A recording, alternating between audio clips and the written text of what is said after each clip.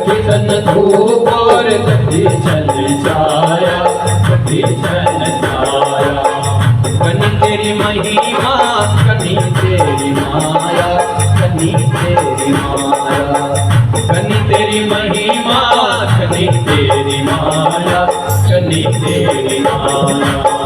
श्रद्धा की महिमा सबसे मिलेगे, श्रद्धा की महिमा सबसे मिलेगे। नीते रे महिमा विरोल बनरे, वदरी नारायण मनरे, वदरी नारायण बोल मनरे,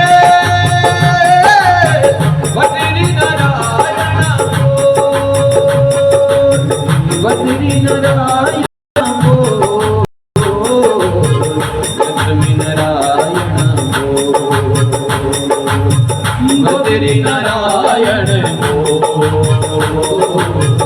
वदरी नारायण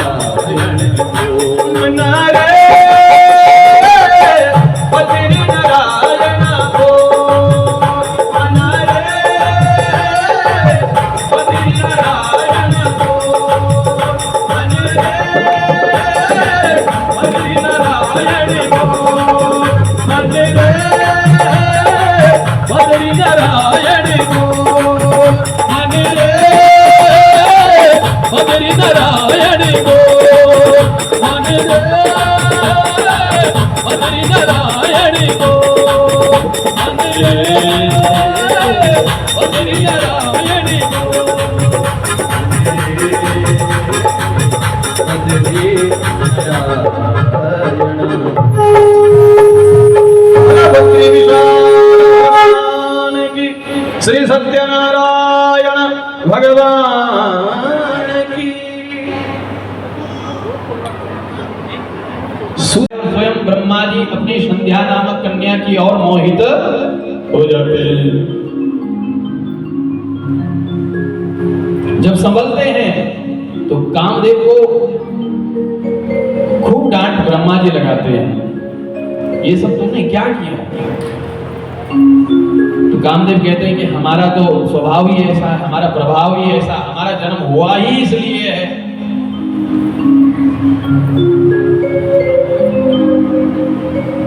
तो ब्रह्मा जी के मन में विचार आया कि इस काम को एक बार सजा जरूर मिलनी चाहिए। तो विचार करते हैं कि इस प्रकार से मिले। तो विचार कहते हैं कि देवों को देव महादेव ही इसको सजा देने की सामर्थ्य रख सकते हैं। तो ब्रह्मा जी ने महाराज दक्ष जी से निवेदन किया कि आप तपस्या करो, आप और आपकी पत्नी तपस्या करो, और जो जगत की माता जगदम्बा है उस जगदम्बा को अपने घर में पुत्री के रूप में प्राप्त करने के लिए आप माता रानी की तपस्या करो। तभी पति पत्नी माँ भवानी जगदम्बा की साधना करते हैं। माँ भवानी जगदम्बा इन पर प्रसन्न होती हैं।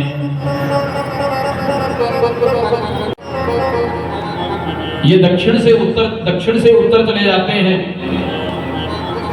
ऐसी राम कथा की इनकी लालसा रहती है, राम कथा की प्यास। या तो ये राम राम जपते रहते हैं तो भगवान की कथा सुनते हैं, ऐसा इनका स्वाभाविक गुण है। महादेव की इच्छा हुई कि अगस्त्य ऋषि के यहाँ, कुंभज ऋषि के यहाँ कथा सुनने के लिए चलता हूँ। पहले भी जाते रहे हैं, अब तो विवाह हो गया तो अब तो पत्नी को लेकर के चलना चाहिए। तो अपनी अर्धांगिनी सती को लेकर के चलते हैं। एक बार त्रेता युग आनी, एक बार त्रेता युग आनी, एक बार त्रेता युग आनी। शंभु गए कुंभज ऋषि वाली, शंभु गए कुंभज कुंभज ऋषि के पास पहुंचे हैं। पूजी ऋषि अखिलेश्वर जानी ऋषि ने देखा कि जगत के माता पिता मेरे घर में पधारे हैं। कुंभज ऋषि ने खड़े होकर के स्वागत किया है, पाद्य आगमनी आसन इत्यादि देकर उनका खूब सत्कार किया है। सत्कार होने के बाद ऋषि जी पूछते हैं कि हे महादेव, कुछ काम हुआ होता तो मुझे बुला लिया होता, आपका किस हेतु यहाँ आगमन हुआ है? महादेव कहते हैं देखो, कुआं कभी प्यासे के पास नहीं जाता है, प्यास जिसको लगी हो वही कुएं के पास जाता है, तालाब के पास जाता है, सरोवर के पास जाता है, जहां पानी का स्रोत हो वहां वही जाता है जिसको प्यास लगी हो। बाबा आपको क्या प्यास लगी है? भगवान शंकर कहते हैं हमको राम कथा की बड़ी प्यास, आप हमें राम कथा श्रवण कराओ। मां सती ने देखा कि अभी अभी तो ये बाबा हमारी पूजा कर रहा था, हमारे पांव धो रहा, हमको आसन बैठाने के लिए दे रहा है। महादेव इसको कह रहे हैं कि हमको कथा सुनाओ, ये तो पहले हमारी पूजा कर रहा है, हमारी हमको क्या कथा सुनाए? कभी कभी होता है ऐसा, कुछ लोग अपने कुल खानदान को देखते हैं, कुछ लोग अपने धन वैभव को देखते हैं, कुछ लोग अपनी पद प्रतिष्ठा को देखते हैं और उस पद प्रतिष्ठा धन इत्यादि के अहंकार के कारण साधु संत महात्माओं का भी मजाक बना लेते हैं। अरे भिखारी बाबा ऐसे, इनका बस ये धंधा ही यही है, ये दो चार बात कहते हैं स्टेज से और इनका तो ये धंधा है कमाने के लिए बैठे हुए। ऐसे वही लोग कहते हैं जिन्हें कुछ अहंकार हो रखा।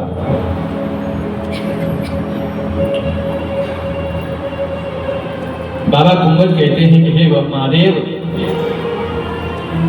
आपकी कृपा से मुझे जो कुछ आता है राम कथा और वैसे आपको अवश्य श्रवण कराऊंगा। राम कथा मुनि बरज बखानी, राम कथा मुनि बरज बखानी, सुनी महेश परम सुखमानी।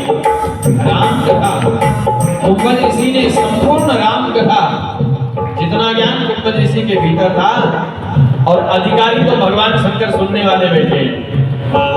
जहां अधिकारी सुनने वाले श्रोता होते हैं वहां वक्ता के भीतर अपने आप भगवान कुछ ऐसा ज्ञान प्रदान करा देते हैं कि श्रोताओं के अनुसार ही कथा निकल आती है।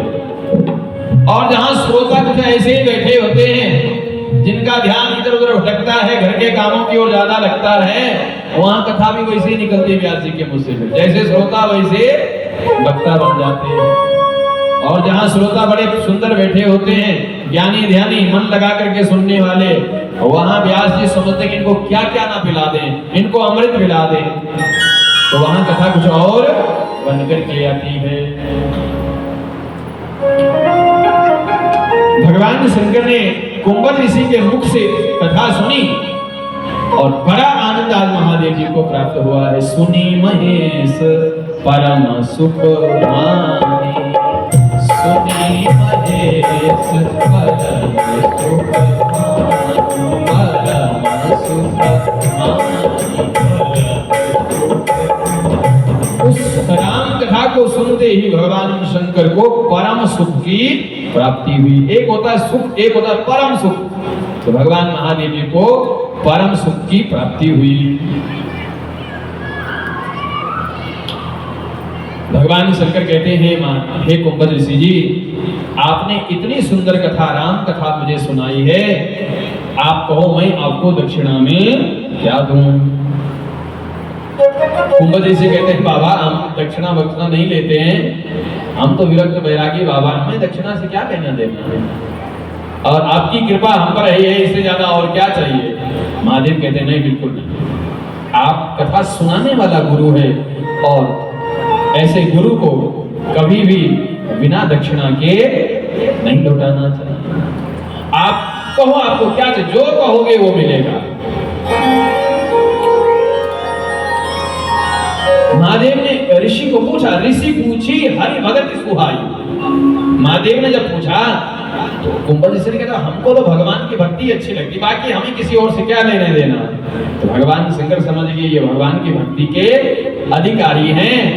कही शंभु अधिकारी पाई, अधिकारी समझ करके भगवान की भक्ति का दान कुंभज ऋषि को देते हैं। और कुंभज ऋषि से विदा लेकर के महादेव अपने कैलाश के लिए प्रस्थान करते हैं। मुनि सन विदा मांगे त्रिपुरारी, मुनि सन विदा मांगे त्रिपुरारी, चले भवन संग दक्ष कुमारी, चले भवन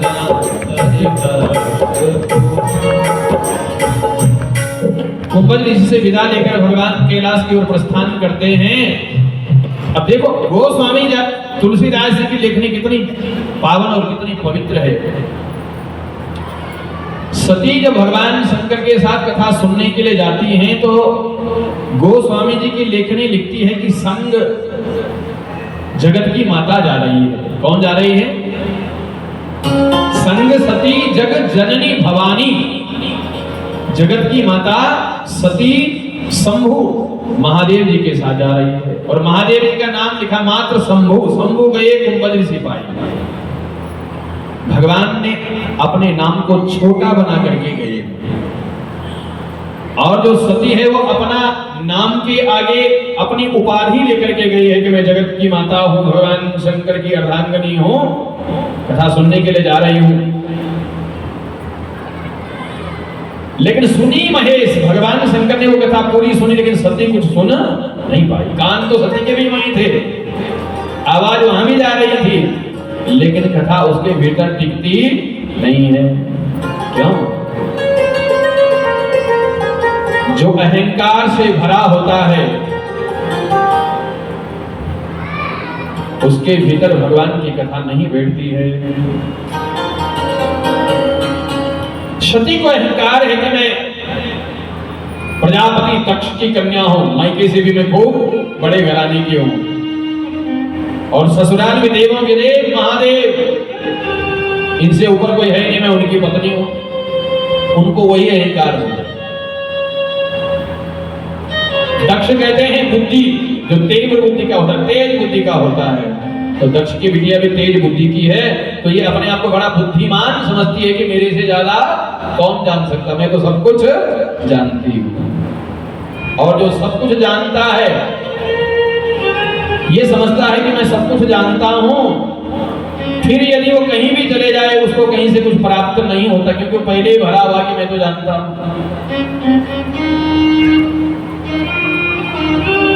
शंकर भगवान से बड़ी राम कथा कौन कह सकता है? शंकर भगवान ही पहले वक्ता है राम कथा के, लेकिन वो भी कथा सुनने के लिए जाते हैं छोटा बनकर कि मैं कुछ नहीं जानता।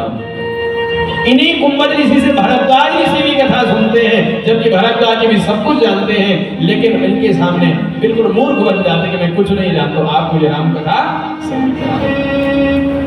यदि कोई जानता भी है कि कुछ ना कुछ तो कोई ना कोई जानता ही है, कुछ ज्ञान आपको हमसे ज्यादा होगा, क्योंकि कुछ आपने पढ़ा होगा तो कुछ हमने पढ़ा होगा, क्योंकि संपूर्ण ज्ञान किसी को नहीं होता है। लेकिन सती अपने आप को समझती है कि मैं बहुत बुद्धिमान हूं और सब कुछ जानती हूं, इसी अहंकार के कारण उसे कुछ कथा समझ में नहीं आती है। और जब भगवान शंकर के साथ वापस लौटती है तो गोस्वामी जी लिखती है, चले भवन संग दक्ष कुमारी। पहले तो लिखा हुआ है कि जगत की माता, लेकिन लास्ट में कहते दक्ष की बेटी जा रही है। अब जगत की माता की उपाधि घट गई, क्योंकि इन्होंने कथा नहीं सुनी। अगर सुनी होती तो ये जगत की माता कहलाती, लेकिन ये मात्र दक्ष की बेटी, दक्ष यानी बुद्धिमान की बेटी है, ये अपनी बुद्धि को बहुत समझती है। तो गोस्वामी जी ने भी लिख दिया, चले भवन संग दक्ष कुमार। और भगवान शंकर को पहले शंभु नाम दिया, छोटा नाम, और जब जाने लगे मुनिसन विदा मांगी त्रिपुरारी, 4 अक्षरों वाला नाम दिया। तो पहले मात्र 2 अक्षर में आए थे, बड़े होकर के जा रहे हैं।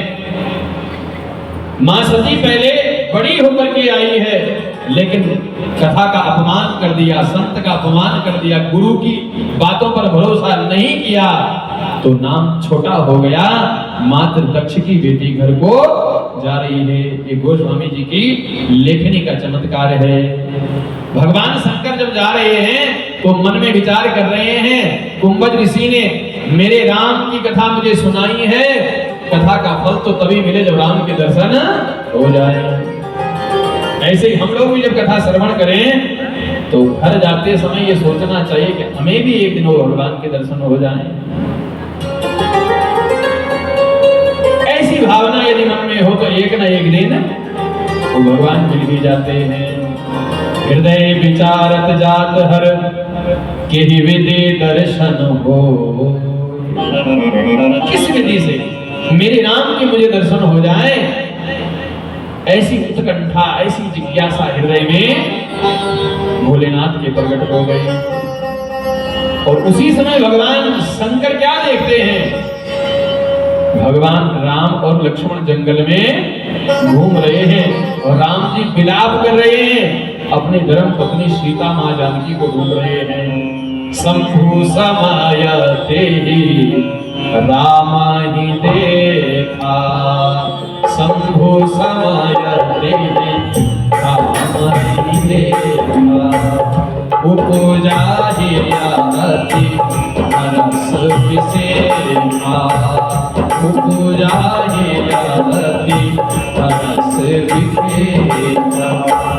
हरि लोचन छवि सिंधु निहारी, छवि लोचन हरि सिंधु निहारी, समय जानी नंदी समय जानी शंभु समय ते ही राम ही देखा। ये विचार कर ही रहे थे कि भगवान के दर्शन कैसे होंगे। उसी समय भगवान शंकर की दृष्टि राम जी पर पड़ जाती है। शंभु समय ते ही राम ही देखा, राम जी को देखा। अच्छा, राम जी को जब देखा उस समय राम जी रो रहे हैं, सीता को ढूंढ रहे हैं और भगवान शंकर प्रसन्न हो रहे थे। शंभु समय ते राम ही देखा, उपजा ही अति हर्ष विसेखा, बड़ा प्रसन्न हुए राम शंकर भगवान राम जी को देखकर। अब देखो राम जी तो रो रहे हैं और भगवान शंकर प्रसन्न हो रहे हैं। राम जी विलाप कर रहे हैं, हे खग मृग हे मधुकर से, हे खग मृग हे मधुकर से, तुम देखी सीता मृगनयनी, तुम देखी सीता मृगनयनी, फागुन खानी जाने की सीता, फागुन खानी जाने की सीता, रूपसी गुण प्रेमा गुनीता, रूपसी गुण प्रेमा गुनीता। हे खग मृग, खगों से पूछते हैं, मृग से पूछते हैं, पेड़ पत्ताओं से पूछते हैं, आपने कहीं मेरी जानकी को देखा है? हाँ, गुण की खान मेरी जानकी सीता, रूप शील गुण नेम पुनीता, जो रूपवान है, गुणवान है, नियमवान है, ऐसी मेरी जानकी को क्या किसी ने देखा? रो रही है।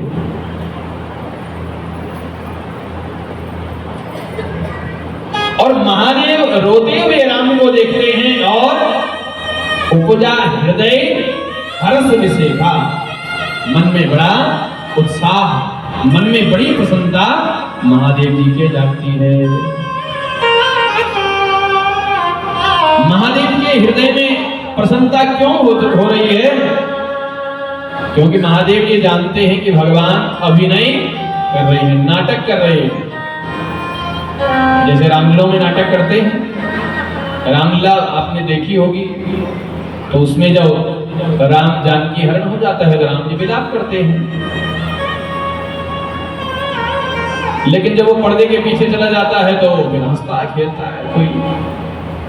लेकिन जब तक पर्दे में है तब तक तो ऐसा ही लगता है कि इसका सब कुछ हो गया। जैसे कोई सेठ हो, करोड़पति व्यक्ति, फिल्मों में काम करता हो, अब उसको फिल्म में गरीब का रोल निभाना है। अब वो भिखारी बन करके मार्ग में बैठा, दे दे बाबा, दे दे बाबा, दे दे बाबा के नाम पर। अब वहां तो अभी नहीं चल रहा है, लेकिन उस अमीर व्यक्ति का कोई अमीर मित्र बहुत दिनों के बाद उसने देखा, अरे मेरा दोस्त की ऐसी हालत, ये तो भिखारी बनकर सड़क में भीख मांग रहा है। वो आवाज लगा, मित्र घबराना मत, अरे मैं तेरा दोस्त हूँ, तुझे ऐसे सड़कों में नहीं बैठने दूंगा। और जाकर उसको उठा ले आता है। तब तक कैमरे वाला आ जाएगा, एक तो कहां से बीच में आ गया, तेरा तो यहाँ कोई काम ही नहीं था। अरे ये तो फिल्म चल रही है, शूटिंग चल रही है, ये नाटक चल रहा है, ये कोई वास्तविक गरीब थोड़ी नहीं है। ऐसे ही राम जी अभिनय कर रहे हैं, रोने का नाटक कर रहे हैं, विलाप करने का। लेकिन राम जी ऐसे विलापी नहीं है कि स्त्री के लिए वो रोने लग जाए और पीटने लग जाए। ये अभिनय कर रहा है, मेरे भोलेनाथ जानते हैं।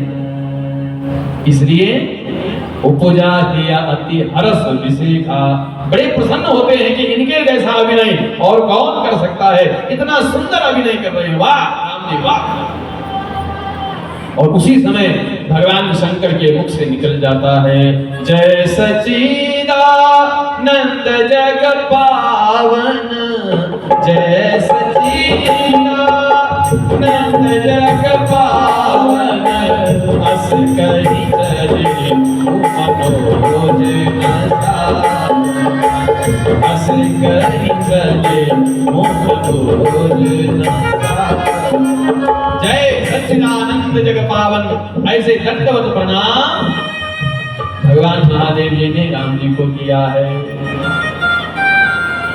लेकिन सती देखती है कि ये क्या चल रहा है।